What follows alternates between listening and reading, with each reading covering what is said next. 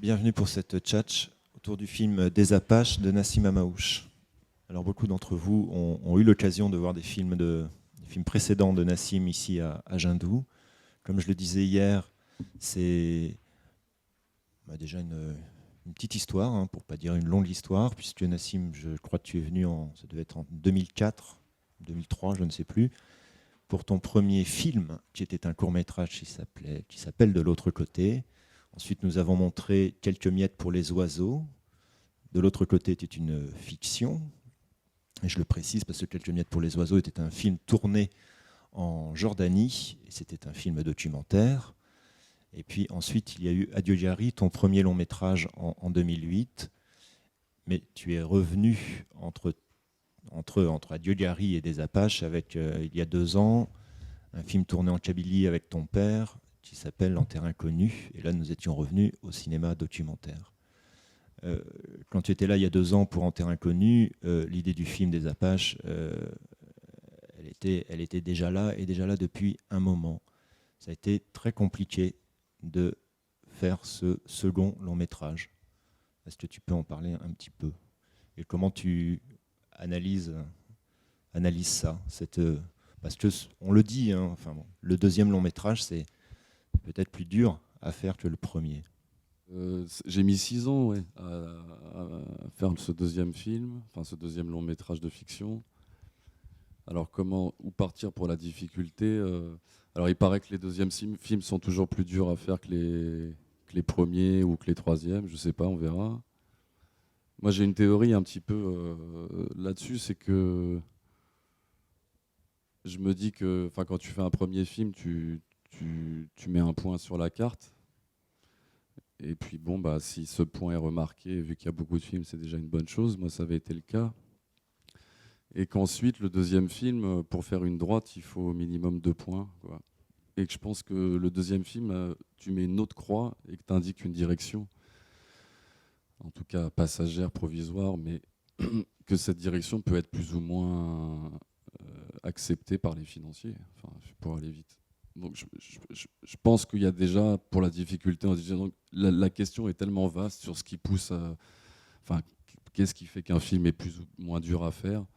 C'est vrai qu'en 2009, je fais Adieu Gary, qui va à Cannes, que ça se passe bien, que je gagne même une médaille.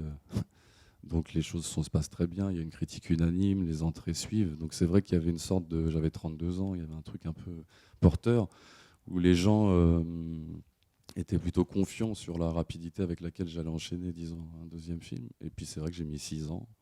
Alors par où commencer? Je dirais que, voilà, en gros, de manière générale pour tout le monde, il me semble qu'un réalisateur avec son deuxième film, bah, il faut 2 droites minimum pour tracer une ligne, 2 points minimum pour tracer une droite. Disons que j'ai, à mon avis, placé le curseur à un endroit peut-être qui les a surpris.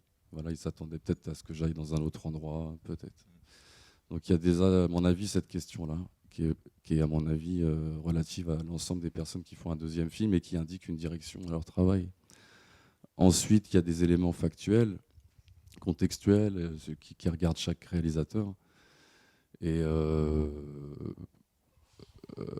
moi, je pense que ça a été le fruit d'un long processus personnel pour arriver à ce film.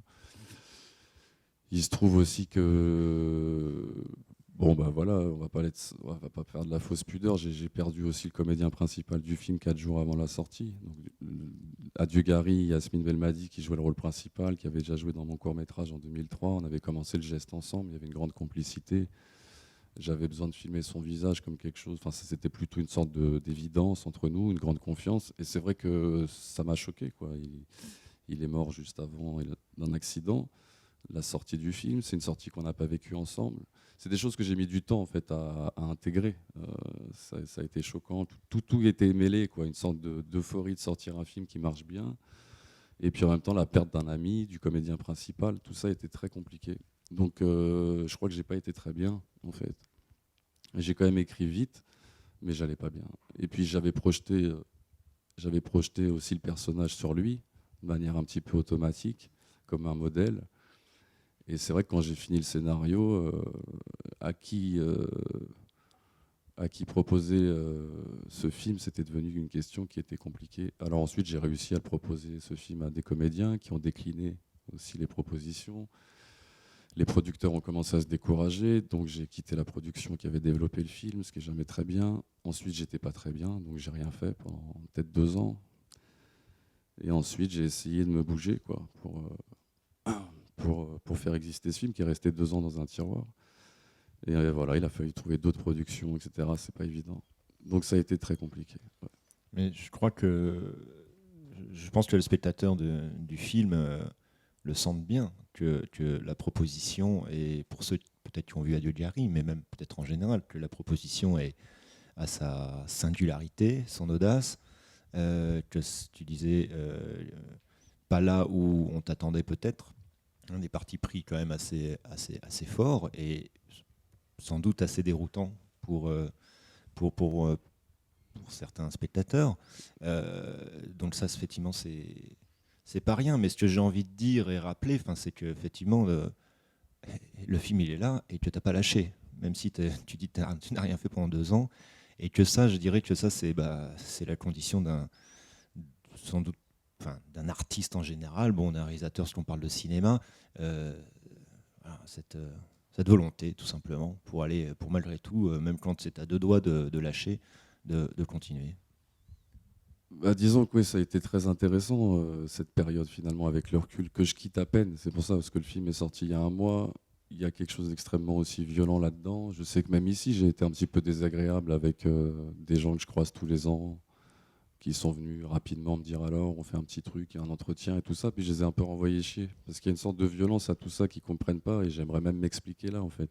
Je pense qu'on ne vit pas dans le même monde. Il y a des gens qui n'ont pas le même rythme. Moi, je fais un film tous les 6 ans. Quand j'arrive, je m'installe, je le présente, on en parle tranquillement. Les gens ne mesurent pas à quel point c'est compliqué. Et il y a une sorte de familiarité parfois des gens même de ce milieu qui ne s'en rendent pas compte. Parce que le mec qui va écrire un article toutes les semaines, il est plus dans le cinéma que moi, en fait. Quand moi, je n'y suis pas pendant 6 ans. Je suis sur un banc à me poser des questions sur ce que je vais faire demain. J'ai des amis, très peu, qui croient que je peux faire du cinéma et que je dois continuer à faire du cinéma. Mais on est réalisateur sur un plateau, un petit peu en promotion. Et puis après, c'est compliqué de se sentir réalisateur quand on ne fait pas de film. Donc en fait, les gens, je pense, ne se rendent pas vraiment compte de tout ça. Mais c'est pas grave, on est là pour en parler. Mais pourquoi je dis ça ? Oui, parce que j'ai tenu, merci. J'ai fait un peu de sport, j'ai essayé de... C'est intéressant en fait parce que c'est que dans ces moments-là qu'on peut se poser la question, la seule question qui tienne. C'est-à-dire, est-ce qu'on fait des films parce que c'est quand même un métier qui est agréable, parce que c'est extrêmement intéressant, parce que c'est passionnant, parce qu'on va rencontrer plein de gens dans les festivals, parce qu'on peut gagner des sous, parce qu'on va rencontrer des femmes, parce que tout ça est merveilleux. 2, est-ce que je fais des films parce que sinon je crève, quoi. Voilà. Et en fait, moi-même, j'ai eu un début de parcours extrêmement facile, quoi. Voilà. Maintenant, je m'en rends compte. J'ai fait des courts-métrages tout de suite. J'ai voyagé beaucoup. Je gagnais un petit peu les timbales parce que maintenant, je sais pourquoi. Parce que le film répondait sûrement à des attentes festivalières et tout ça. J'ai fait un premier long-métrage très facilement, finalement. Enfin, même si je me suis battu et tout ça. Mais voilà, ça a été, quoi. Donc en fait, je n'ai jamais eu le temps de me poser les questions vraiment pourquoi je faisais ça. Là, j'ai eu du temps ces derniers temps. Et donc, disons que c'est peut-être ce que tu ressens, ou ce que les gens, même parfois, ressentent désagréablement en voyant ce film. C'est quelque part, on se dit, mais en quoi ça peut me regarder ? Et ils n'ont pas tort, hein, parce que c'est vrai que c'est un film que je n'ai pas spécialement fait pour... Enfin, je sais que c'est compliqué à envisager, ça peut faire posture, alors je vais essayer de bien... T'es pressé de dire un truc plus intéressant que moi. J'aimerais juste essayer de faire comprendre ça pour pas que ça paraisse être une posture. C'est que je pense qu'il y a des films où on s'adresse à... J'ai fait un premier film où j'avais envie de m'adresser à la terre entière en disant attention, si on laisse les quartiers populaires à l'abandon, la nature a horreur du vide et des gens vont prendre la place, quoi. Des magiciens, des vendeurs d'illusions vont venir vendre du rêve aux gosses et la mosquée, doucement, va remplacer le local syndical. Bon, ça, c'était il y a il y a 6 ans. Depuis, je ne vais pas vous rappeler que les choses ont malheureusement été dans ce sens-là.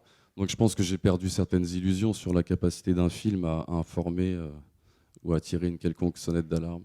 Ça a été un long processus où en fait je me suis demandé si la seule honnêteté possible quand on a envie de faire une œuvre artistique ou un film, c'était pas de parler à la première personne, parce que finalement c'était ce que je connaissais le mieux.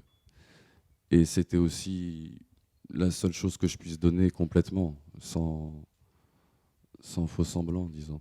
Le reste, je ne suis pas certain que je puisse faire grand-chose. Donc voilà, je pense que ça a été ce que je suis en train de dire, Sébastien, c'est que le processus dont tu parles, soit on en parle en pleurant ensemble et en disant que je suis un héros, soit on intègre le fait que forcément ce processus a donné aussi ce film. Voilà, c'est ça qui, à mon avis, est intéressant pour les gens, en fait. Peut-être. Mais alors justement, ce film des Apaches, il commence un petit peu, d'une certaine manière, là où finit le film précédent. Mais le film précédent, je regrette, c'est pas Adieu Gary. C'est un film qui s'appelle En terre inconnue. C'est un court-métrage, certes, mais c'est un film important, il me semble, pour toi. Donc tu n'as pas rien fait pendant ce temps-là.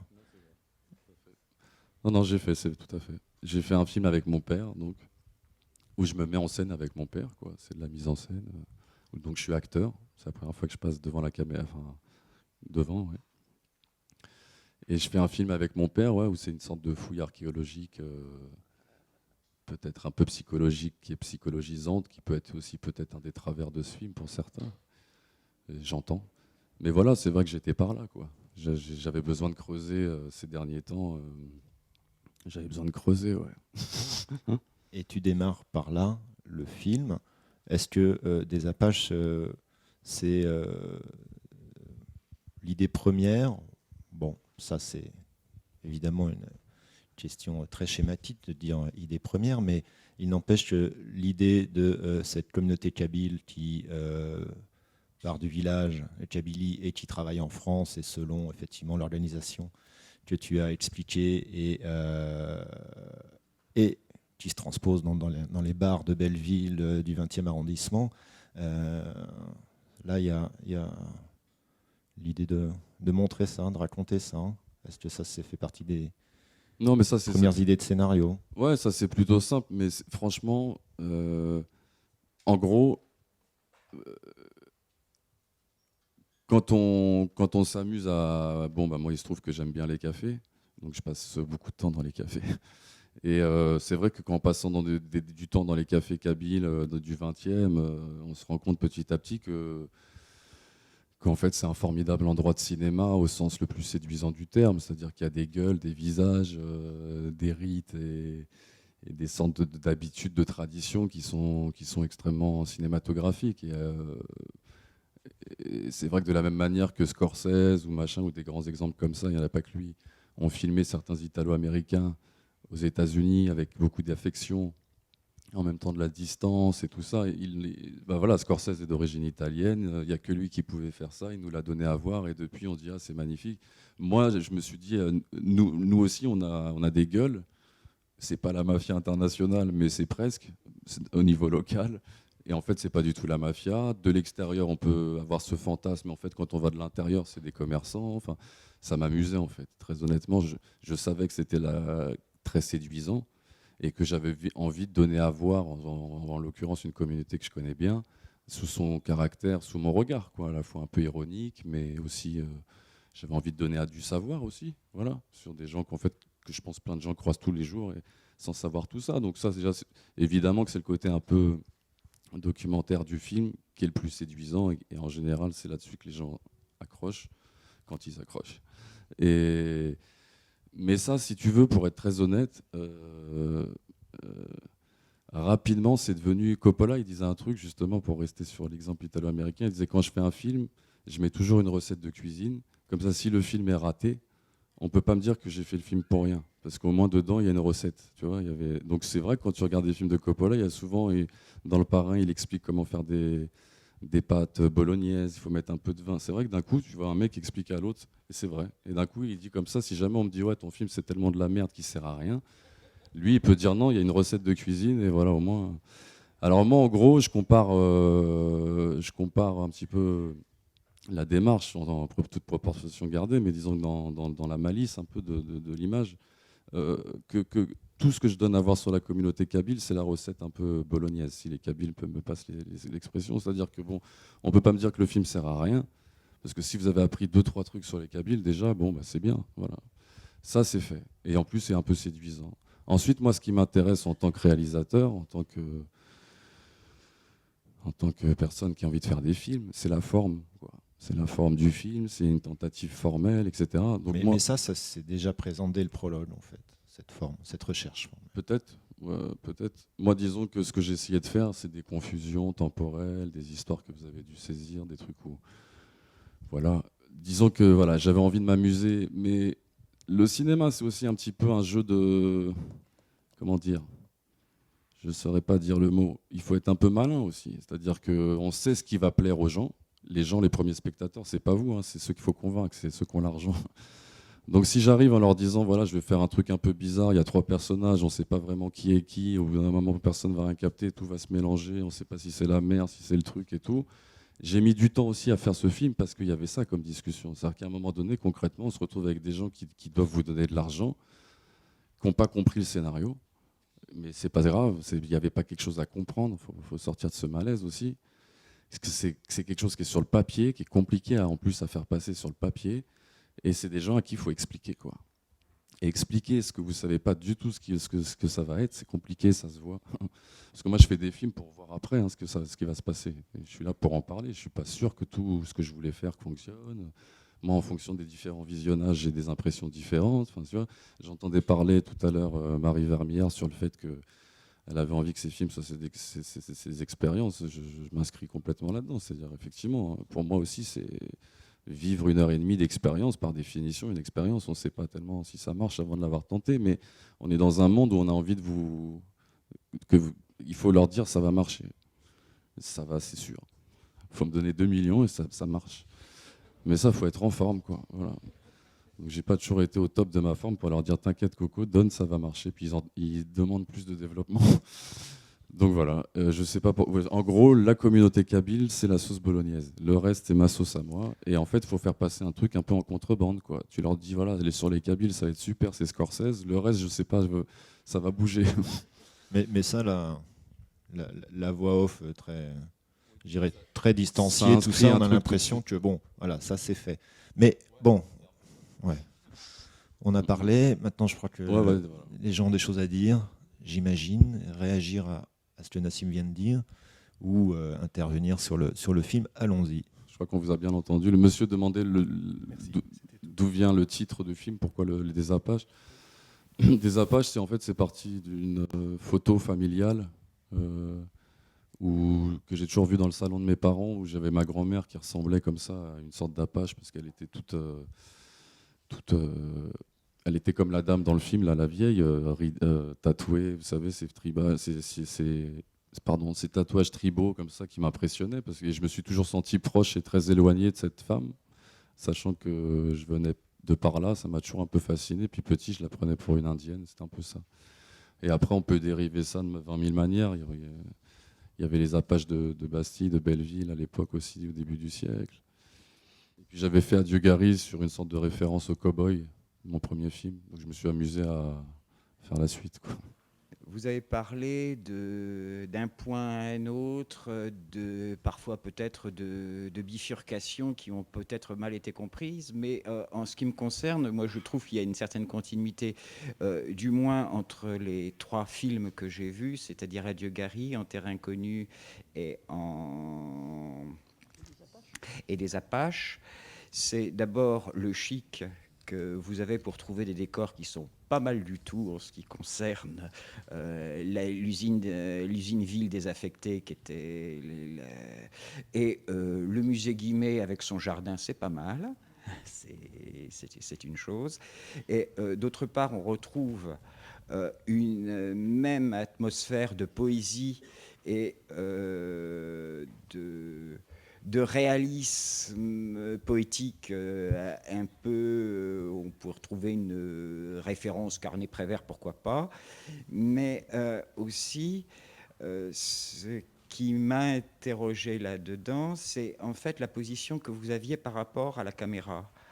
Dans Adieu Gary, vous étiez réalisateur sans être acteur. Dans En Terre Inconnue, vous étiez protagoniste. Moi, je ne trouve pas que vous étiez acteur, vous étiez protagoniste du film. Vous n'étiez pas acteur, vous étiez protagoniste dans la scène où on voit avec votre père. Et là, vous étiez acteur dans une œuvre de fiction et en même temps réalisateur. Alors, cette situation, cette double casquette dans une œuvre de fiction, est-ce qu'elle engendre des contraintes spécifiques ou donne-t-elle au contraire davantage de liberté? Comment l'avez-vous vécu? Sur le changement de registre et le fait qu'on puisse changer de registre et de jouer des rôles différents à des moments parfois très, très successifs. Par exemple, là tu me vous vois, par exemple, Serge. Alors qu'on se connaît bien, il y a 5 minutes on se tutoyait. Là tu te dis je suis du côté de la salle, je suis spectateur, il est réalisateur, on va adopter ces rôles-là. Tu vois, je pense que naturellement tu t'es dit ça. Bon. Donc adoptons ces rôles-là et je vais vous répondre. Bon, alors effectivement, on est tous amenés à jouer des rôles différents en fonction de l'expérience qu'on a à vivre. Disons que je pense en fait que tout ça, c'est toujours le cinéma, c'est surtout une histoire de place, de distance à trouver, que ce soit pour d'abord le premier jour du tournage, première heure, et ça va revenir jusqu'à la fin. C'est où est-ce que je place cette foutue caméra. C'est surtout une histoire de distance. Après, les histoires de focale, c'est pareil, c'est de la distance. Donc c'est quand même une question majeure, la place. Où est-ce que je me place pour regarder ça? Voilà. Alors ensuite, quand on est amené à faire du cinéma, peut-être qu'on peut se dire que cette place est mouvante en fonction des films, qu'elle peut se déplacer, qu'elle peut bouger, que parfois, du coup, la place du réalisateur peut être d'aller s'exposer jusqu'à ce que j'ai pu faire hier, enfin ce que vous avez pu voir hier, par exemple, c'est-à-dire de jouer aussi. Parfois, peut-être qu'il n'y a pas cette nécessité-là en fonction des films, mais disons que pour répondre à ta question, est-ce que c'est schizophrénique ou est-ce que ça apporte des contraintes supplémentaires de jouer et de réaliser un film? C'est vrai que c'est une question qui peut paraître extrêmement naturelle, qu'on m'a déjà posée. Et moi, c'est drôle parce que moi, j'ai vu ça vraiment comme une forme de continuité du travail. C'est-à-dire que quand on est dans la scène, quoi, en tant qu'acteur, on va diriger, c'est un grand mot, mais le simple fait d'avoir un certain rythme, ça donne des indications à l'autre qui sont beaucoup plus fines, finalement, que parfois de lui dire des choses qui vont le compliquer la vie. Voilà. Donc parfois, juste d'être là physiquement, et puis de le faire plus vite, moins vite, et puis d'essayer de trouver la musique directement sans se raconter d'histoire. Et d'essayer tous les deux, un peu à la même place. Les comédiens le prennent très bien, en fait, parce qu'il y a une forme de modestie. C'est une double, c'est très égocentrique, parce que c'est « regardez, voyez-moi ». Et en même temps, c'est aussi prendre une forme de risque. Bon, c'est pas aller au front ni au combat, mais on risque pas la mort. Mais comme disait Léris là, dans une introduction que j'ai relue avant de venir de la littérature comme Tauromachi, un truc comme ça, c'est que c'est la corne de taureau, quoi. L'exposition qui fait que sinon, quand il n'y a pas de danger, il y a moins de beauté, quoi. Mais ce que je voulais dire, c'est que cette place-là, elle est tout le temps à changer, à redéfinir. J'espère bien que je vais me prendre la tête longtemps sur cette question. Matériellement, sur le plateau de tournage, ça t'a pas spécialement Moi, rendu les choses plus difficiles? Ça me détendait en fait de jouer, je m'en suis rendu compte. C'est-à-dire que j'étais vraiment angoissé, enfin je sais pas, mais en tout cas sur les questions de mise en scène, c'est-à-dire de vraiment de place de caméra, de découpage, de la lumière, les trucs, voilà. Ça, c'est quelque chose où ça peut m'angoisser. Enfin, m'angoisser, c'est fatigant parce qu'il y a beaucoup de questions et tout ça. Il y a beaucoup de gens qui vous demandent plein de trucs au même moment. Bon, bref, comme tout, voilà. Et puis d'un coup, en fait, le statut de comédien fait qu'à un moment donné, l'équipe technique comprend Et moi, je le faisais comprendre aussi assez facilement. J'avais le luxe de dire là, me faites pas chier, je suis comédien.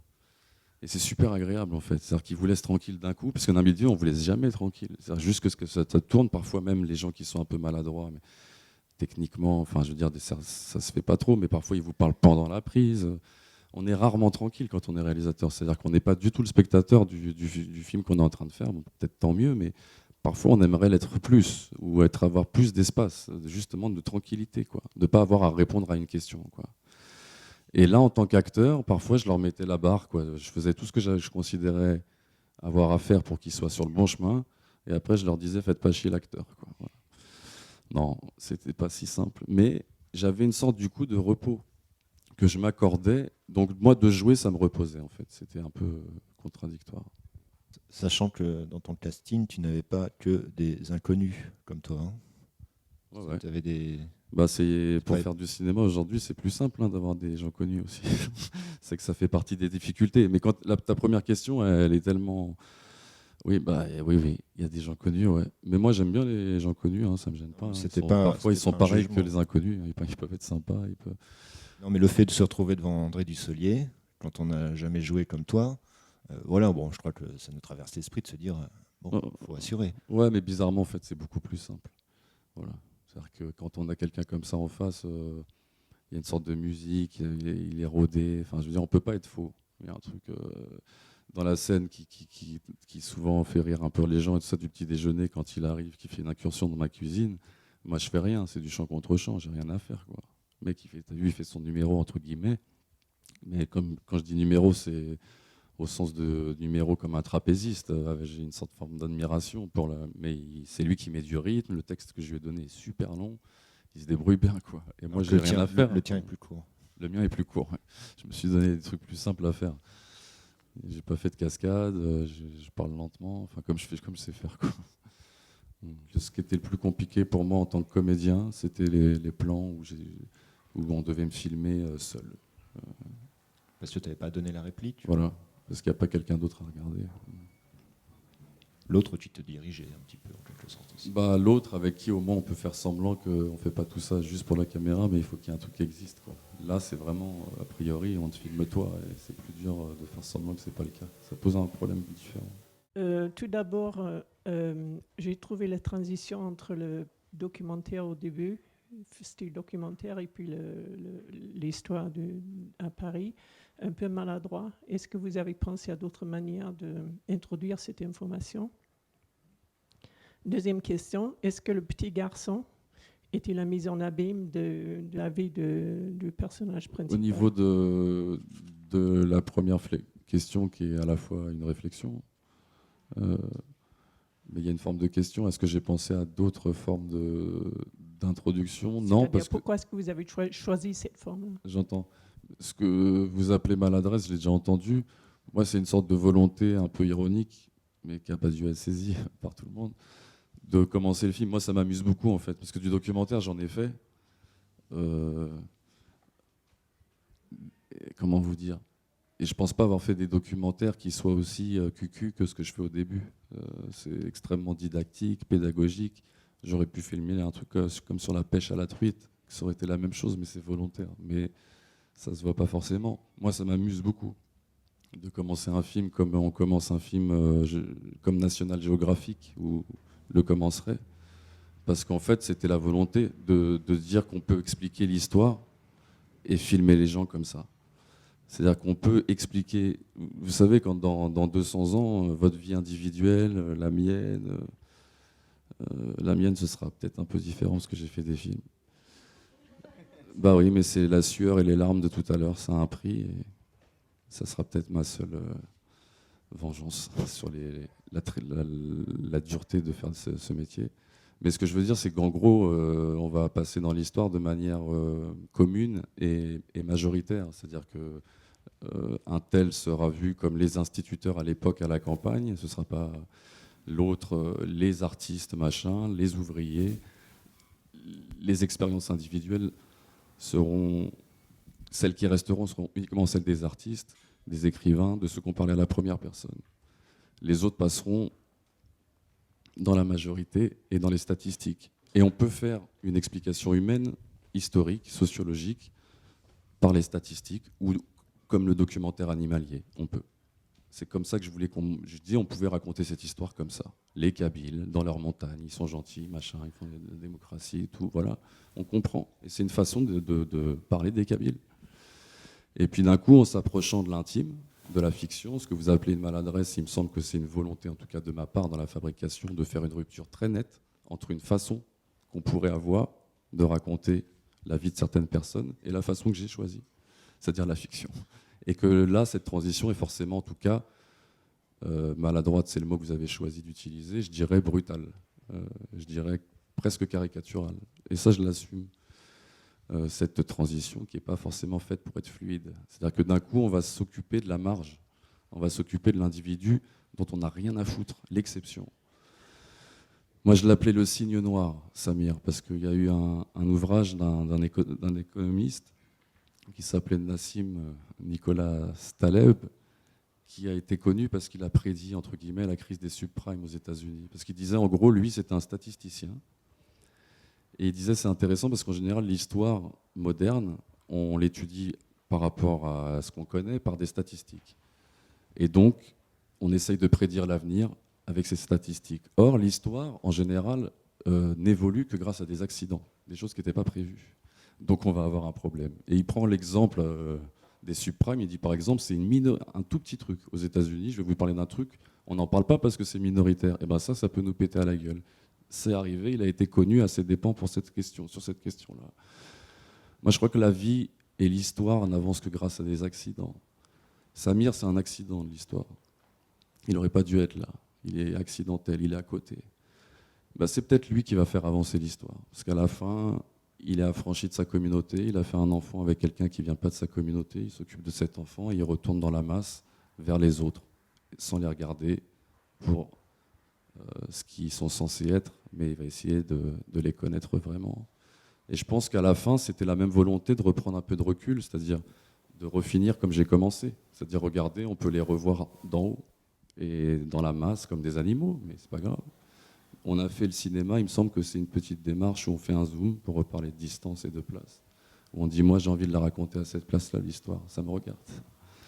Je l'ai racontée à cette place-là, et si vous voulez, vous avez les livres ou la sociologie. Si j'ai bien compris, vous C'est marrant, les gens, tu peux y Non, aller. Parce que je connais tout le monde, en fait. si j'ai bien compris, C'est un faux débat, si tu veux. tu as pris le rôle que tu destinais à ton ami qui est mort. Qui est mort quelques jours, j'ai pas très bien compris. Avant la sortie du film. Avant la film. sortie de Gary. C'est ça. C'est ça. Donc, d'abord, je voudrais savoir pourquoi c'est toi qui as pris ce rôle-là. Et puis, je voudrais que tu nous parles en gros du casting et de l'évolution du casting. Pourquoi j'ai pris ce rôle, pourquoi j'ai fini par le faire, c'est parce que j'arrivais pas. En fait, j'ai mis du temps à accepter, je pense, le fait que j'arriverais pas à filmer quelqu'un d'autre que Yamine pour ce film. Voilà. Mais ça, j'ai mis beaucoup de temps à me rendre compte que c'était un vrai blocage. Donc, j'ai fait des castings, j'ai rencontré des gens. Ce rôle a même été proposé à des comédiens. Voilà, ça a été une histoire très longue. Et puis, pour y aller, j'avais peur, quoi. Hein. C'était pas évident pour moi. C'est pas un endroit où je pensais être un jour, voilà. Donc ça a été long. Donc pourquoi j'y suis allé? Parce que j'arrivais pas, parce que c'est pas rien en fait filmer un visage, parce que j'arrive pas. Si j'aime pas la personne ou s'il y a pas quelque chose, de filmer un visage, c'est compliqué. C'est vraiment, et puis c'est une relation, et puis voilà. Et puis il me manquait, et puis je me rends compte que j'avais pas du tout envie de filmer quelqu'un d'autre. C'était une manière de contourner l'obstacle, disons. Et puis ensuite, je pense que c'était un film qui a eu une telle histoire, un peu justement laborieuse, avec des temps d'arrêt, etc., que je me suis rendu compte que c'était la seule manière pour moi de, quelque part, de retrouver une certaine énergie à le faire. Parce que quand on met beaucoup de temps comme ça à faire un film, au bout d'un moment, on se pose la question de pourquoi on le fait, quoi. Alors on le fait parce qu'on a besoin de nourrir sa famille, c'est une raison qui est tout à fait louable, mais c'est vrai qu'on a besoin quand même d'un moteur un peu plus excitant artistiquement, et c'était la dernière manière pour moi de me mettre complètement dans les flammes et de retrouver une certaine peur, quoi, de le faire. Sinon je l'aurais peut-être pas fait comme un fonctionnaire, parce que J'avais eu tellement de mal à retrouver un plateau de cinéma que je pense que j'aurais pas du tout été blasé, mais disons que j'aurais pu être spectateur un peu de ça. Un film, c'est une période aussi. C'est-à-dire qu'il était temps de le faire. Parce que ce Samir-là, c'est quand même vraiment plus du tout... bon, je l'ai connu quelque part, mais il est loin. Voilà. Et à un moment donné, il ne faut pas qu'il soit trop loin pour le filmer. C'est encore une histoire de place. Donc il était temps, quoi. Et sur le casting, Le casting, pourquoi Laetitia Casta, Dussolier? Parce que c'est plus simple d'avoir des gens connus pour faire des films et on me l'a demandé. Voilà. Donc ensuite, quand c'est une contrainte de se dire il faut que j'ai des gens connus, c'est rigolo. Et moi, ça me déplaît pas du tout en fait, parce que ce genre de film, justement, un peu j'ai pas répondu à votre question sur l'enfant tout à l'heure. Ce genre de film un peu bizarre parfois, et j'en parle avec plaisir. Excusez-moi, je vous ai oublié. Pour les faire financer, c'est plus simple d'avoir du casting. Bon, à partir de ce moment-là, il faut le prendre comme un jeu. Et alors dans ce cas-là, je voulais la plus belle. Non, mais disons que Laetitia Casta aussi, il y avait un côté. J'ai rencontré d'autres comédiennes. Bizarrement, c'était des comédiennes parfois moins expérimentées, qui étaient beaucoup plus compliquées. Et elle a quelque chose d'extrêmement frais. Enfin, beaucoup plus que plein de gens, plein d'autres. Elle a plein de choses qu'elle n'a pas approuvées ou approuvées à d'autres endroits. Une énergie où elle avait, enfin une sorte d'énergie où je me suis dit, ouais, elle a vachement envie. Et après, Laetitia Casta, c'est quand même la France, quoi, dans tout ce qu'elle représente de plus caricatural et emblématique dans le monde. Et je ne vous cache pas que j'avais un peu cette idée malicieuse au fond de la tête de me dire qu'il pouvait aussi y avoir une double vision du film. Moi, il m'arrive en fait de regarder ce film sous cet angle pour m'amuser. Je l'ai fait une fois. C'est une expérience que, enfin bon voilà, moi je revois mes films plusieurs fois, parfois par nécessité de festival. Vous n'êtes pas obligé de faire la même chose, mais disons que moi je m'amuse à voir des. Je me dis tiens, je me dis c'est Marianne et Samir. Et c'est super rigolo parce que tout marche en fait. Le petit, quand il la voit fascinée, ce fantasme, on peut largement se dire que c'est une sorte de fantasme de Marianne qu'il trouve sublime, mais de loin. Enfin, ça marche, quoi. Samir qui dit à Marianne aujourd'hui j'ai peur, je trouve ça intéressant que ce soit quelqu'un de cette origine-là qui dise qu'il a peur à Marianne, de choses très simples en fait. Ça marche, quoi, quand on le regarde comme ça. Et si on regarde juste Laetitia Casta, elle est jolie, c'est le fantasme d'une mère, c'est aussi quelqu'un qui a été beaucoup mise en image de manière fantasmée, donc j'ai pas essayé de casser cette image. J'ai tout à fait assumé que c'était quelqu'un de connu. Et c'était compliqué aussi de la rendre crédible sans. Moi, il me semble que j'ai essayé de la rendre crédible justement sans la dardéniser, entre guillemets, c'est-à-dire qu'il ne s'agissait pas de la rendre prolote avec des dents noires, parce qu'il paraît que maintenant il faut les mettre comme ça dans les films, et des ongles cassés, quoi. Voilà. Mais j'avais fait déjà ça avec Adjugari. Dominique Raymond, qui est une femme d'ouvrier, elle est extrêmement élégante, et à chaque fois on me dit mais qu'est-ce que tu fais, ça va pas. Enfin à chaque fois. Mais ça va, ça marche. Parce que si on ne se pose pas cette question en les filmant, de la classe sociale, en fait, on s'en fout. Je pense qu'il y a des gens que ça perturbe tellement qu'ils font tellement d'efforts, en fait, pour les rendre crédibles, que ça se voit qu'ils n'y ont pas cru. Vous voyez ce que je veux dire? Donc, moi, j'y crois. Je me dis, c'est du cinéma. On y croira. Et puis voilà. La question, c'est est-ce que l'enfant, c'est Samir Petit? Je crois, pour aller vite. Moi, je vais vous parler de construction, si vous voulez bien. C'est-à-dire, plutôt que de vous dire des intentions, ce serait déjà un petit peu vous diriger, quoi, sur les perceptions que vous avez eues. Je vais juste vous parler de la façon dont j'ai voulu fabriquer le film. Et ensuite, si vous voulez bien me croire, je voulais, en fait, parfois, j'imagine que les réalisateurs qui font un film, c'est qu'ils veulent tellement être spectateurs de leur film un jour qu'ils lâchent pas. Pour répondre à la question, je me sens pas tellement héroïque, je me sens un spectateur de ce film que j'ai eu dans la tête qui voulait absolument le voir. J'ai vraiment voulu voir ce que ça donnait. J'avais une idée de construction, comment construire une table, et je voulais voir si elle tenait debout. Et ensuite, je me suis mis à votre position. Bon, j'étais tout seul dans la salle, et j'ai regardé, et ça dépend. Voilà, ça dépend de mon état, ça dépend. Voilà. Cette expérience, elle peut être différente. Ce que j'ai voulu fabriquer, c'est un objet de montage. Voilà. C'est un objet purement formel. Parce que mon évolution aussi dans le cinéma, c'est plutôt que de dire des choses, je vais juste essayer de faire des choses formellement différentes. Je ne sais pas si c'est pas c'est à la fois très modeste, mais en tout cas des choses différentes. J'ai envie de voir si ça marche. Donc ce que j'ai voulu faire, je suis parti en fait d'un triptyque de peinture, enfin qui m'a fasciné, de Francis Bacon, où il y avait sur le fronton de gauche un enfant peint de 3/4 d'eau, sur le fronton frontal, je sais pas, il y avait un jeune homme de profil, et à droite il y avait un homme d'âge mûr qui regardait de face. Et on avait cette impression comme ça d'une vie qui se déroulait sous nos yeux, c'était de la saga, et en peinture, quoi. Et j'ai vu ça, à travers à la fois il y avait de l'émotion quand je regardais cette œuvre, et il y avait une forme de défi un peu posé au cinéma. C'est-à-dire que c'est vraiment l'art du temps, ce qui fait là. Un triptyque, c'est rien d'autre que du montage finalement, c'est monter 3 plans. Et donc voilà, c'est parti de ça, de me dire tiens, j'ai envie de coller 3 plans, comme lui, d'un enfant de 3/4 d'eau, d'un adulte de profil et d'un vieillard, et d'avoir cette impression à un moment donné qu'il y a une vie qui passe sous nos yeux et qu'on sache plus vraiment, enfin, mais sans avoir recours à la saga, sans avoir recours à 20 ans après et 20 ans après. Je trouvais que c'était une facilité. Comment s'amuser à jouer comme ça, à confondre les périodes temporelles, à confondre même les identités des personnages de manière volontaire, et que ça provoque, je l'espérais, un trouble plutôt enivrant qu'une retenue cartésienne. Bon, en gros, les gens qui essaient de comprendre et qui passent à côté du film, je dirais que c'est leur problème. C'est aussi le mien partiellement, mais disons que je l'ai déjà fait. Et malheureusement, s'il y en a qui restent sur le bord de la route, c'est partiellement peut-être parce que j'ai pas réussi, mais souvent parce que les gens s'accrochent quand même à quelque chose qui est de l'ordre de la raison et de la compréhension.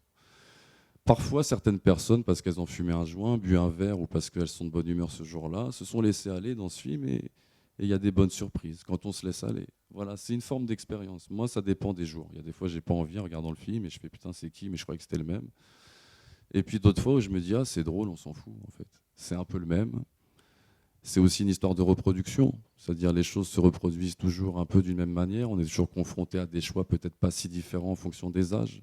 Là, les gamins, les questions qui se posent, et puis quand on est jeune homme, et puis quand on est adulte, vraiment qu'on est plutôt sur la fin de sa vie, est-ce que les hommes de génération à génération ne sont pas toujours posés des questions relativement similaires et simples à des âges comme ça, très distincts de leur vie? Est-ce que ça sert de se dire c'est lui, il est si particulier que ça? J'ai voulu faire une sorte de personnage qui se divisait en 3 comme dans le triptyque, c'est-à-dire que c'est le même, évidemment que c'est le même, de manière un peu... je l'ai construit comme une entité, quoi. C'est-à-dire, mais ils ont 3 identités respectives, si vous voulez. C'est évident. Alors après, en gros, pour la construction, ce que j'ai fait, c'est rien d'autre qu'un montage parallèle. C'est-à-dire, on est sur le personnage que j'incarne, Samir. Il y a une coupure, on est sur un enfant. Ensuite, on est sur Samir. Ensuite, on est sur un enfant. Donc ça, c'est du montage parallèle. Si vous croyez que c'est des flashbacks, j'ai tout fait pour. Mais en même temps, j'ai rien fait d'autre que depuis l'histoire du cinéma, on fait comme ça pour les flashbacks. C'est du jeu aussi. C'est une sorte de malice avec le spectateur. Évidemment que je fais croire à des flashbacks et je fais tout pour. Voilà. Mais en même temps, qu'est-ce que j'ai fait? C'est du montage parallèle. Ça peut être tout à fait aussi, il est là, il est là. C'est vous qui avez voulu voir des flashbacks, parce que vous voyez des films depuis, comme moi, depuis tellement de temps, où c'est comme ça qu'on fait. C'est une sorte de jeu un peu sur les codes, c'est comme un jeu. Et puis d'un coup, en fait, qu'est-ce que j'ai fait? Plutôt que de se prendre la tête sur des choses très compliquées, j'ai fait que ce montage parallèle, il s'arrête, et que les personnages qui étaient en parallèle, ils se rencontrent. Voilà au niveau de la fabrication. Voilà. Ça, c'est la construction mécanique, je dirais, de l'œuvre. Après, ce que ça provoque, on peut en parler ensemble. Je pense qu'ici, il y a des gens que ça a saoulé, c'est peut-être des gens qui ne sont pas venus, ça. Il y en a d'autres qui sont restés au bord du chemin. Peut-être qu'il y en a d'autres qui se sont dit, ah, c'est marrant, je croyais que c'était lui petit. Après, quand ils se sont vus, je me suis dit non. Puis finalement, on s'en fout. Et puis finalement, je croyais que c'était sa nana, mais c'est sa mère. Oh, c'est rigolo. Si on se dit que c'est sa mère, pour moi, je me suis raconté le jardin Guimet pour reprendre le jardin japonais. Pour moi, c'est une forme de jardin d'Éden, quoi. C'est là qu'il accompagne sa mère, à qui il dit au revoir psychologiquement. Disons qu'on peut aussi... Il y a des formes de narration où on peut passer de l'objectif au subjectif dans le même film. J'entendais tout à l'heure un petit peu d'une oreille que la personne a envie, la réalisatrice Marie Vermeillard a envie d'aller de plus en plus vers la subjectivité. On peut aussi, dans le même film, passer d'une vision objective à je raconte une histoire de l'extérieur, à d'un coup je raconte une histoire dans la tête. Ça se trouve, c'est une rêverie. On le voit marcher. Ça se trouve, il a marché toute la nuit et c'est juste dans sa tête qu'il a avancé. Il s'est peut-être dit, cette nuit-là, en marchant, tiens, ma mère, que j'ai toujours prise pour une victime, peut-être qu'elle a été victime de rien. Peut-être qu'elle n'a pas attendu mon père toute sa vie. Peut-être qu'elle a juste assumé d'avoir vécu son désir, de m'avoir faite et qu'elle n'était pas malheureuse. Peut-être que je pensais en vouloir à mon père, mais en fait, j'en voulais à ma mère de ne pas l'avoir gardée. Et tiens, pourquoi j'irais pas au conseil finalement? Ça me ferait peut-être du bien. Peut-être qu'il s'est juste dit ça en marchant. Et je l'ai montré différemment. J'ai le droit. C'est-à-dire que je suis rentré dans sa tête peut-être pour dire voilà ce qu'il pense cette nuit-là. Peut-être c'est pas arrivé. Et peut-être c'est arrivé. Et peut-être que c'est pas grave si on n'y répond pas tout de suite aussi. Vous voyez ce que je veux dire? En fait, c'est une question qu'on me pose sur le film. C'est évidemment très intéressant pour vous, mais je dirais presque que c'est voyeur. Vous allez voir à un endroit qui ne vous regarde pas, si vous voulez. C'est comme si on fait une croisière sur le Nil, et je me suis fait chier, c'est une image de Céline, ça, à faire avec des gros moteurs, à travailler, machin, mais moi c'est pour que sur le Nil, vous vous laissiez aller. Et là, vous me demandez alors comment tu as fait dans les moteurs, on peut en parler. Mais moi, j'espère juste qu'il y a eu des sensations parfois d'une brise marine, même si vous n'avez pas capté d'où elle venait. Mais je pense que ça donne lieu, entre autres choses, à cette fameuse scène où ils se retrouvent sur le toit. Mais il me semble que c'est la seule, non? Où ils se croisent. L'enfant et l'adulte, c'est la seule où ils se croisent, si on fait exception du plan où ils le regardent de l'extérieur. Moi, je voulais un petit peu que tu nous parles un peu de ce Léo dans le film, de ce personnage qu'on ne voit pas. Mais parce que là, d'après ce que tu viens de dire, bon, tout ça est simple, c'est du montage et tout, mais il y a quand même un narrateur. On s'en aperçoit, quoi. Et c'est ce fameux Léo. Je voulais savoir si c'était un personnage qui apparaissait dans des premières écritures, si c'était un personnage qui avait été plus important, pourquoi tu l'as finalement masqué, en quelque sorte, dissimulé, qu'il n'apparaît que dans le regard des autres ou dans le flou, et quelle était finalement la part de ce personnage dont on comprend seulement à la fin, en réalité, que c'est lui qui raconte cette histoire. Ouais, tout à fait. Alors effectivement, comme tu l'as bien senti, c'est le fruit d'un. C'est vrai que c'est les restes de quelque chose qui était. Ça se sent. C'est le reste de quelque chose qui était différent, tout à fait.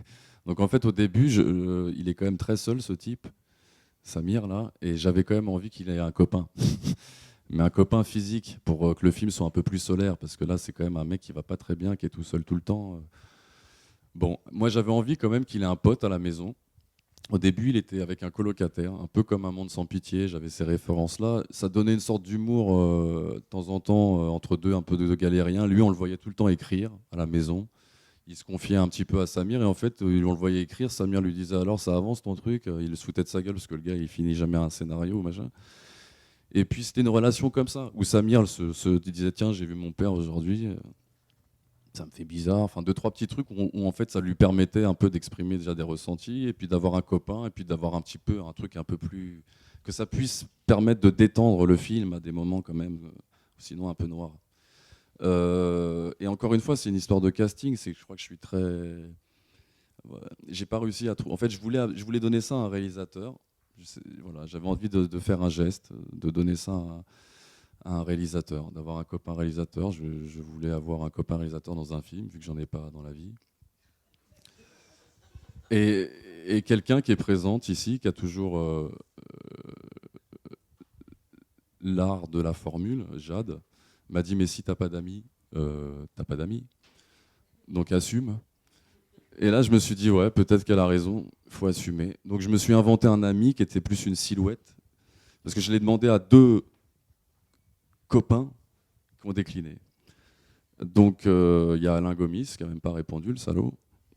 Il est en train de tourner et je suis très content parce que c'est un réalisateur dont j'ai envie de voir le travail. Donc Alain, je voulais lui donner au début, c'est pas un secret. Et puis après, j'ai été sur d'autres pistes plus ou moins franches qui n'ont pas abouti. Et au bout d'un moment, mais ça a été vraiment tardif, hein, parce que en fait, j'ai inventé ça sur le tournage. De me dire, et j'ai toujours tenu à ce que ce Léo reste. Ouais. Et je l'ai gardé aussi pour m'amuser à une forme de distance, voilà, parce que là je vais être contradictoire par rapport à ce que je disais tout à l'heure. Si je disais qu'il n'y avait pas de schizophrénie entre la fonction de réalisateur et celle de comédien, il y a quand même quelque chose de cet ordre-là où on sent bien qu'on est tout seul en tant que comédien.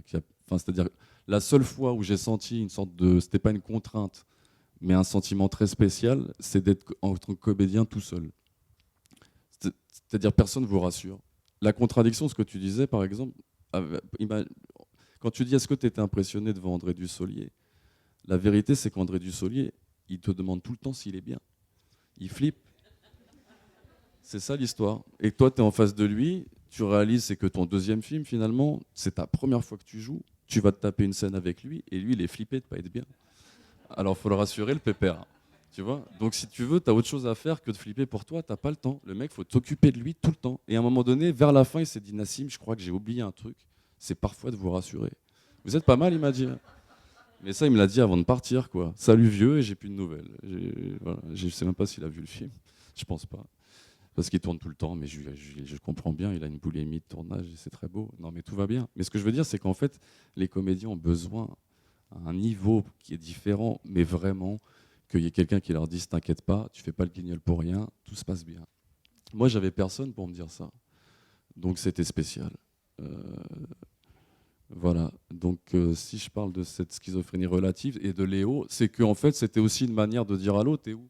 Au réalisateur aussi. Quelque part, t'as écrit cette belle histoire et tout, mais là, je suis tout seul.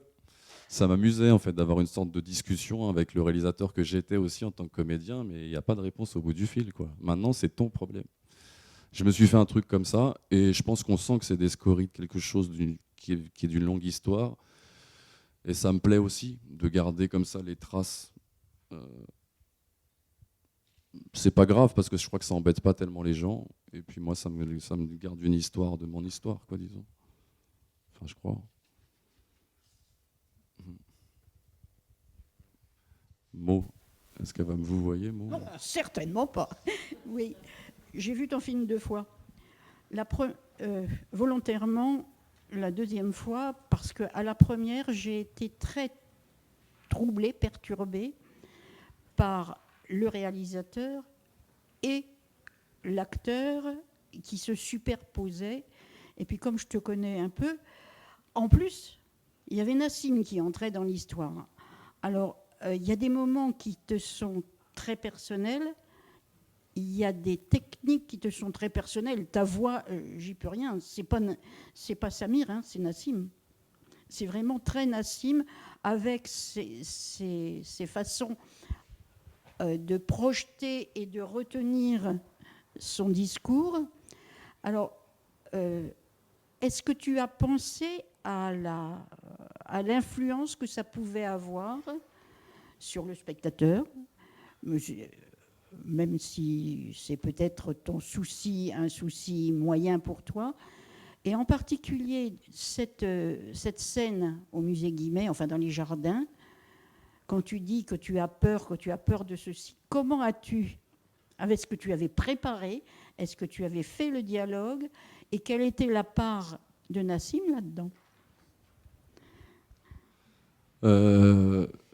Effectivement, c'est la scène pour moi la plus délicate à regarder en tant que spectateur. Oh non, c'est la meilleure. Ah bon ? Ah oui. Là, parce que en fait, voilà, je sais pas. C'est là où tu bois du petit lait. D'accord. Moi, c'est la scène où j'ai le plus de mal à regarder.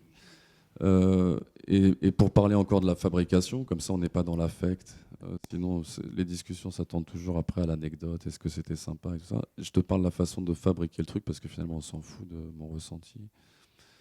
Sur la fabrication, c'est une scène, c'est la dernière scène du film qui a été écrite. Elle a été écrite, tout le monde l'a découverte le jour du truc. Et la productrice, elle l'a découverte pendant qu'elle tournait le truc, enfin pendant que ça se tournait. En fait, j'avais laissé... bon, je vais vous la faire vite, mais quand j'ai rencontré Laetitia Casta, j'ai barré tout ce que j'avais écrit pour Jeanne, parce que c'était Laetitia Casta qu'il fallait réécrire.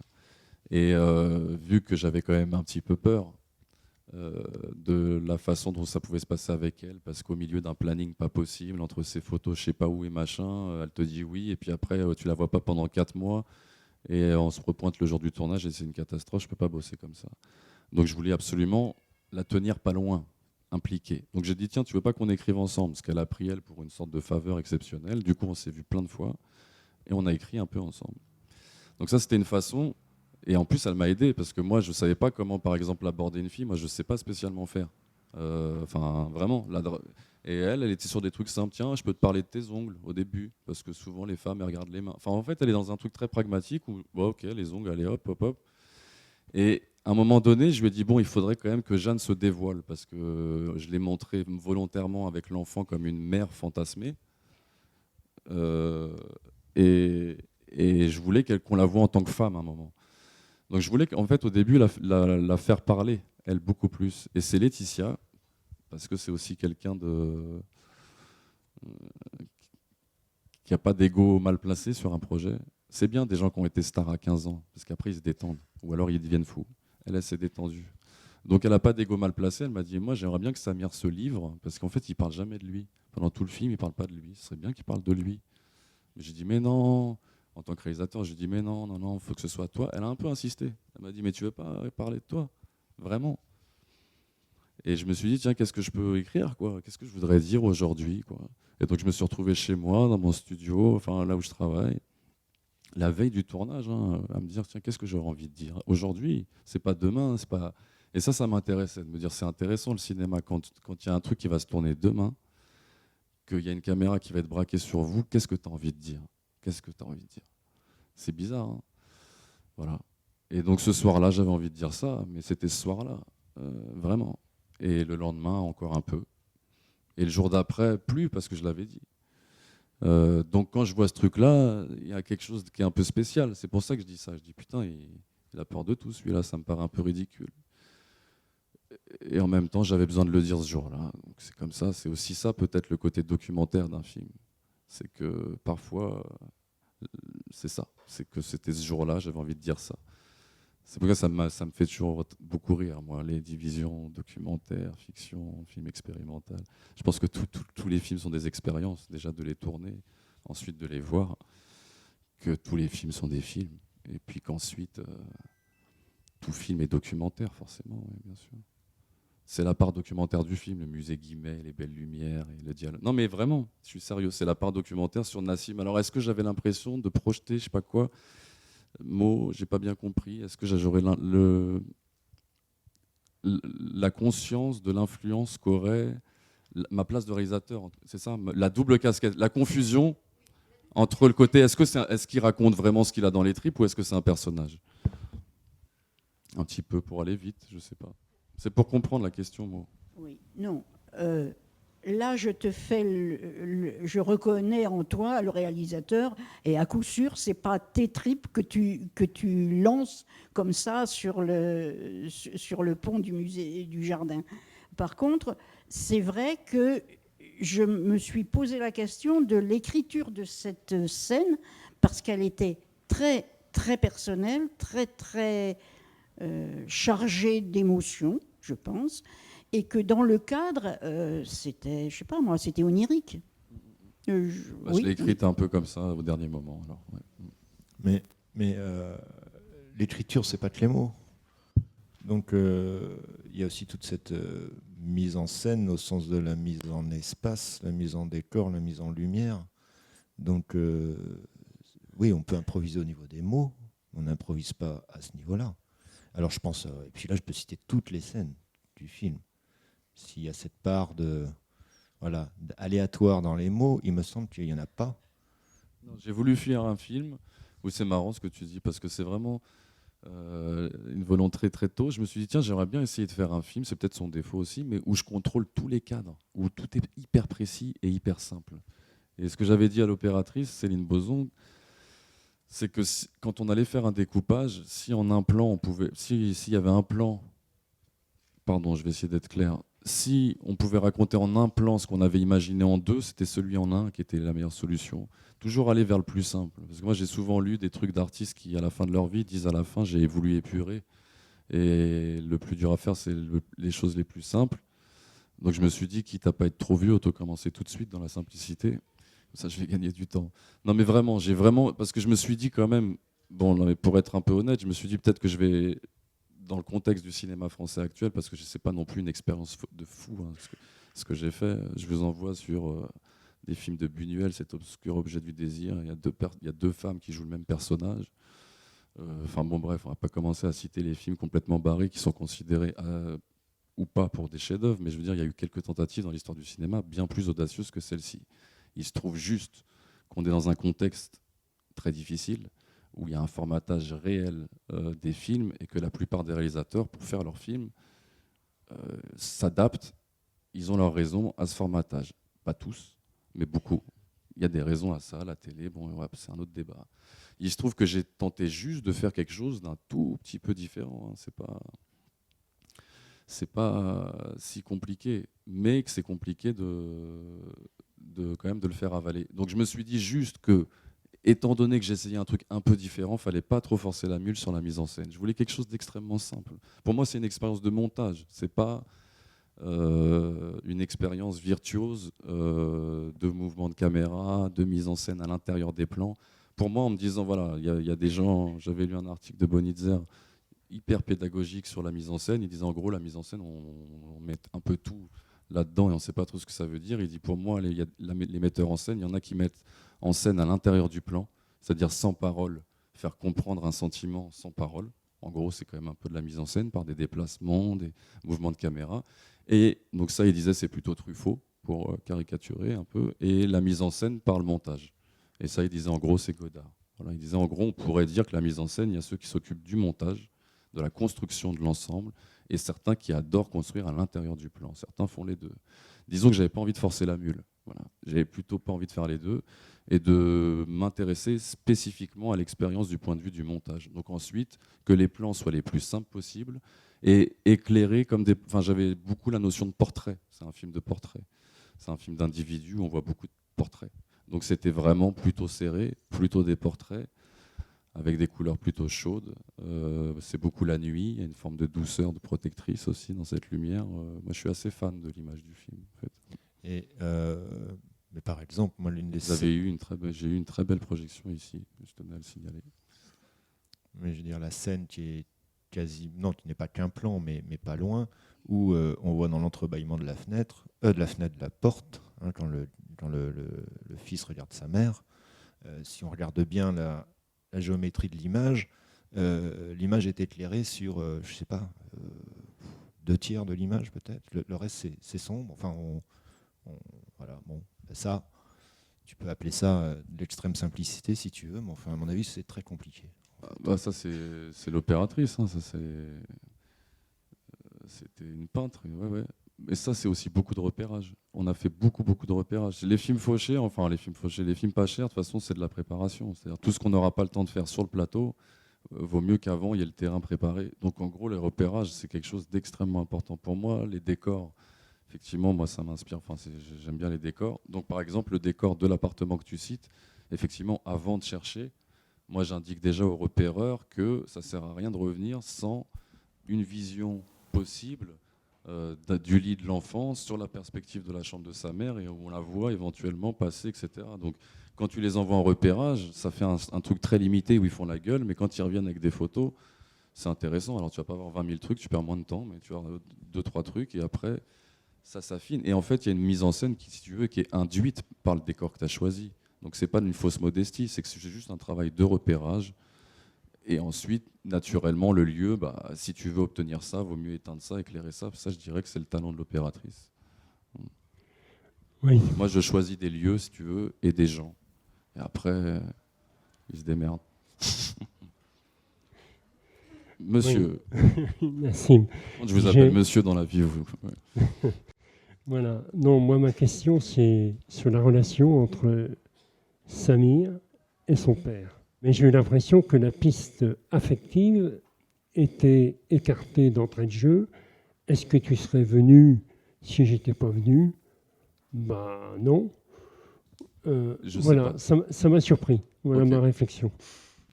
Il dit je sais pas. Est-ce que tu serais venu si j'étais pas venu ?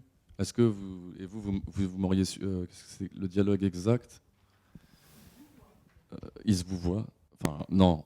Le père tutoie Samir, mais Samir vous voit son père, il maintient une forme de distance et il lui dit qu'est-ce qu'il lui dit Samir ? Et si j'étais pas venu, vous seriez venu vous un jour ? Il dit non. J'ai dit je sais pas. Non, je sais pas, pas sûr. Donc il dit pas non, mais il a l'honnêteté de lui dire. Pour moi, j'avais écrit la scène en me disant à ce moment-là, Tout le reste, c'était du faux. Et puis, c'est le seul moment où, malgré la dureté de ce qui est dit, Samir est content que l'autre soit honnête. Pour moi, je voulais déjà que le père ait une forme... Écoutez, un père qui a... Pour le spectateur moyen, quand on découvre le père et qu'on imagine qu'il a abandonné son fils, qu'il n'a jamais voulu le voir, il s'est pointé à l'enterrement de sa mère, normalement, on n'a pas une empathie immédiate pour le personnage. Donc ça ne sert à rien de forcer le trait, à essayer de le rendre gentil et mielleux, à vouloir se rattraper. Je considérais qu'il y aurait un effet même pire sur le personnage. Le personnage du père, c'était un personnage difficile à traiter. Vous avez raison, parce que je voulais qu'il soit dans une ambiguïté permanente. Il ne s'agissait pas d'en faire un salaud fini, parce que la situation de base était telle que ça suffisait pour le charger, disons. Il était chargé de tout ça. Avant même qu'on le voit, on se dit qu'il a abandonné son gosse. Donc ensuite, une fois qu'on le voit la première fois à l'écran, je dirais qu'il faut le sauver, mais sans non plus l'absoudre. Moi, je ne suis pas le tout-puissant. En tant que réalisateur, je n'ai pas à avoir ni l'extrême onction, ni la culpabilité. Je regarde. Et je voulais le regarder comme un homme qui est victime, lui-même, d'un groupe. Ce gars, pour moi, n'est pas un salaud fini. Ce gars est loin d'être un salaud fini. Il est victime de plus fort que lui. Il est victime d'un groupe qui l'a peut-être contraint à quitter cette femme qui n'est pas de la même communauté que lui à l'époque, qui l'a peut-être contraint à ne même pas voir son fils. Il n'était pas obligé, on peut faire des choix. C'est ce que va faire Samir, qui paraît plus fragile, plus seul. Mais à l'issue de ce film, il me semble que la position de Samir est plus enviable. Il y a de l'air, il y a du soleil, il est au marché, il est tout seul avec son petit, il y a moins de monde. Le père, pour moi, je ne sais pas si je réponds à votre question, mais d'une certaine manière, je voulais faire de ce père la victime de quelque chose qui était plus fort que lui, ce qui ne le rend pas nécessairement sympathique. Ensuite, effectivement, entre eux, à partir du postulat le plus fort qui soit, c'est-à-dire je t'ai abandonné, c'est-à-dire, je pense, le châtiment le plus effrayant, plus angoissant pour n'importe quel enfant, on ne peut jamais rattraper ça. Donc ensuite, c'est par le biais du commerce, parce qu'on est dans une société où il y a une forme de communication qui s'adapte au médium le plus... Si on voit l'argent juste comme une forme de communication, qu'elle soit violente, qu'elle soit dans la compassion, qu'elle soit dans plein de formes, ça peut être une forme de communication, et je pense que ça l'est souvent dans la vie. Donc c'est une forme de communication. Ils sont venus des montagnes, ils se sont adaptés au capitalisme, et ben, ils ont été jusqu'au bout. Ils font comme les vrais capitalistes, c'est-à-dire que pour te dire je t'aime ou je te déteste, on va soit se jeter des chèques à la gueule ou se les déchirer parce qu'on ne sait pas faire autrement, parce qu'on est des handicapés de la parole. Et que je pense qu'il y a beaucoup de gens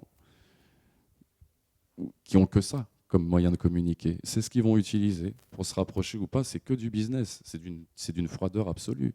C'est très violent, leur relation.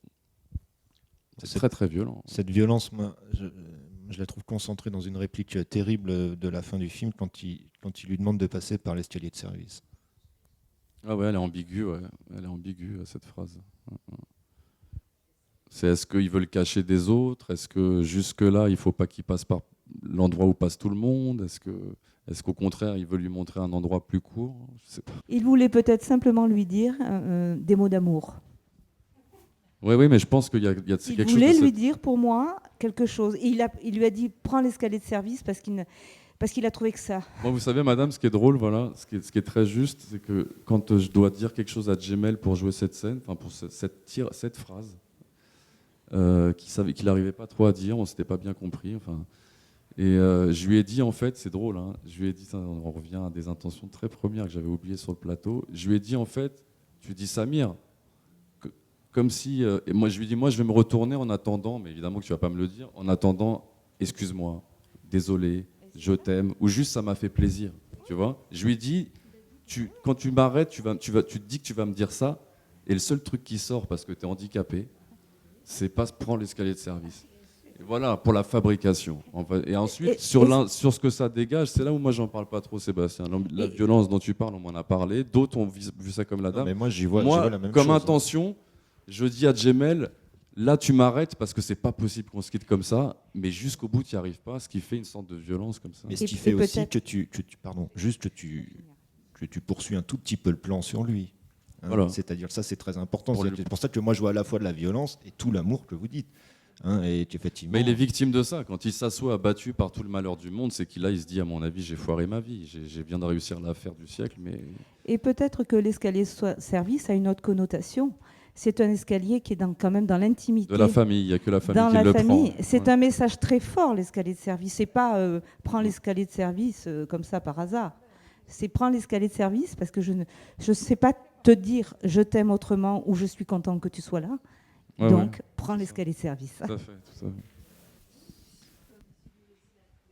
Ouais, voilà, de la maison. Les intimes passent par là aussi.